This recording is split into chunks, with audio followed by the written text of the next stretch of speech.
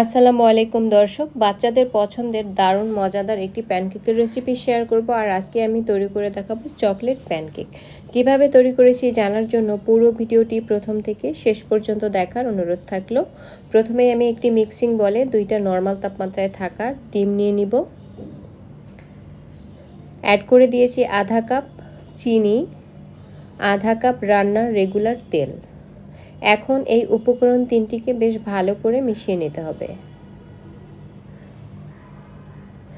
যখন মেশানো হয়ে যাবে ওই পর্যায়ে আমি এখানে কিন্তু শুকনো উপকরণগুলোকে অ্যাড করে দিব। আর শুকনো উপকরণগুলো অবশ্যই আমি চেলে নিব।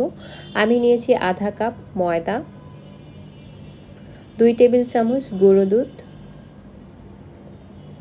1 চা চামচ বেকিং পাউডার এবং 1/4 কাপ কোকো পাউডার।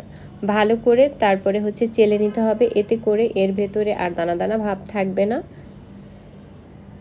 এখন সবগুলো উপকরণকে একসাথে ভালো করে মিশিয়ে নিতে হবে।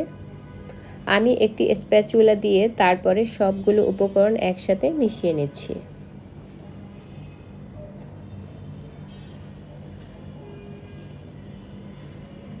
এই পর্যায়ে আমার এই যে ব্যাটারটা তৈরি হয়েছে, ব্যাটারটা কিছুটা ঘন মনে হয়েছে, তাই আমি আরও 1 টেবিল চামচ তরল দুধ অ্যাড করে দিয়েছি।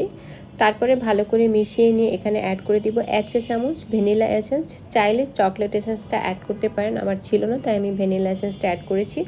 ভালো করে মিশিয়ে নিয়েছি। এখন আমার ব্যাটারটা কিন্তু একদম পারফেক্টলি রেডি হয়ে গিয়েছে। এখন আমি এই প্যানকেকগুলোকে ভাজতে চলে যাব। আর প্যানকেক ভাজার জন্য অবশ্যই ননস্টিকি প্যান চুজ করবেন। প্রথমে প্যানটাকে ভালো করে গরম করে নিয়ে তারপরে একটু একটু করে ব্যাটার এখানে দিয়ে দিতে হবে। তো আমি প্রথম প্যানকেকের ব্যাটারটা দিয়ে দিয়েছি, আর এটাকে ঢেকে নেওয়ার কোনো প্রয়োজন নেই। আপনি উপর থেকে ছিদ্র ছিদ্র তৈরি হয়ে যাবে। ওই পর্যায়ে উল্টে পাল্টে প্যানকেকগুলোকে ভেজে নিতে হবে। প্যানকেক প্যানের মধ্যে দেওয়ার কিছুক্ষণ পরেই দেখবেন অনেকগুলো ছিদ্র তৈরি হয়ে গিয়েছে। ওই পর্যায়ে উল্টে দিতে হবে। আমি একই পদ্ধতিতে সবগুলো প্যানকেক ভেজে নিব। প্যানকেক খুবই অল্প সময় তৈরি করে নেওয়া যায় এবং এটি বাচ্চাদের কাছে কিন্তু খুবই পছন্দের একটি খাবার। আমার সবগুলো প্যানকেক তৈরি করা হয়ে গিয়েছে। আজকের প্যানকেক তৈরির সহজ রেসিপি ভালো লাগলে আমার চ্যানেলটি সাবস্ক্রাইব করে রাখবেন।